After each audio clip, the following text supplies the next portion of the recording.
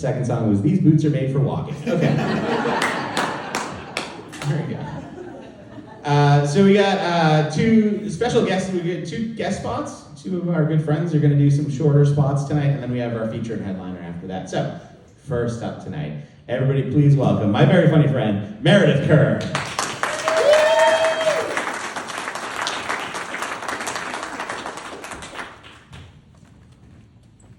Thank you. When Sean mentioned free t-shirts, I think it was these two guys just like left their girlfriend wives and were just like, fuck you, free t-shirt. And they were just like, okay, I'll get the drinks. My name is Meredith Kerr, and I am 42 years old, and I am single. I've never been married. I've never had any children. And it's not my fault, though. I could have married many a dumbass along the way. I just haven't found that one special dumbass yet. But in this area, it's very strange to be my age and never married, never had any children.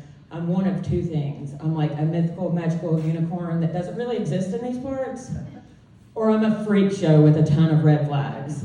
Like, so many red flags, I can land your plane from 7,000 feet. Oh, man. But dating is hard. I just recently got back on Bumble. Anybody familiar with that dating site? That's awful. I'm sorry. It's terrible. But I met a guy and he seemed nice enough, and so we went out and we were having a conversation. He took me to the Olive Garden, big spender.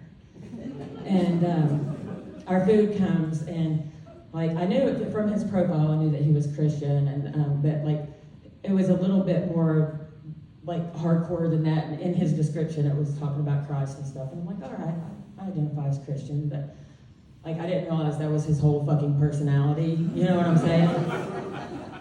So the food comes and I just start eating, and then he goes to pray. And I'm like, oh, like I'm down with praying. I'm just not used to it, so I already feel like an asshole. And then I was like, well, how was your day? And he was just like, I don't know, man.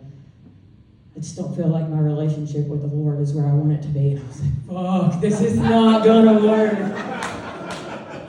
Like, I'm fine with that sentiment, but I don't want you to fucking say it out loud. I felt like he was trying to be that A+ Christian, and I'm okay with being a C average Christian. Like just enough to get into heaven. He was applying to the Harvard of heaven, and I was okay with community college. So, I'm still single, but yeah, dating is hard, man. There's a lot of do's and don'ts out there. We're going to go over a few of those tonight. I'm going to start with you, fellas.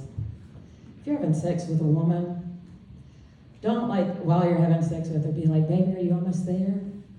Are you almost there? Are you almost ready? Am I almost where? Am I ready for what?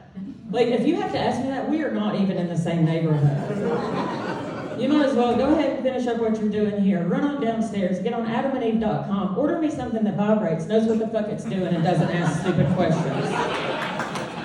Appreciate it. And another thing, ladies, this is a big one. Stop faking orgasms. It's just lazy, and it's detrimental to us as a sisterhood.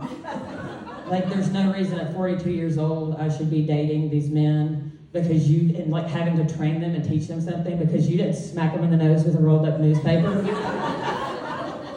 If they don't do the trick, they don't get the treat. Okay? It's just ridiculous. But that's, you've got to train them. You've got to give them some help. You wouldn't send a Boy Scout off into the wilderness without a survival guide, or put a blind man into a labyrinth without his tappy cane thing. I don't know what the fuck you call it, but without assistance, right? So I was dating this guy on and off for about 7 years. 7 years is a long time, y'all. And I put work in with this man, and I trained him. Not so much in the sex department, alone anyway, because it turned out he was a filthy whore and slept with anything that moved. So with him, it really did take a village.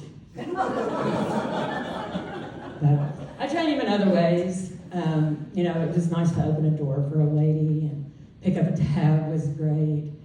Having a legal job was a real turn on.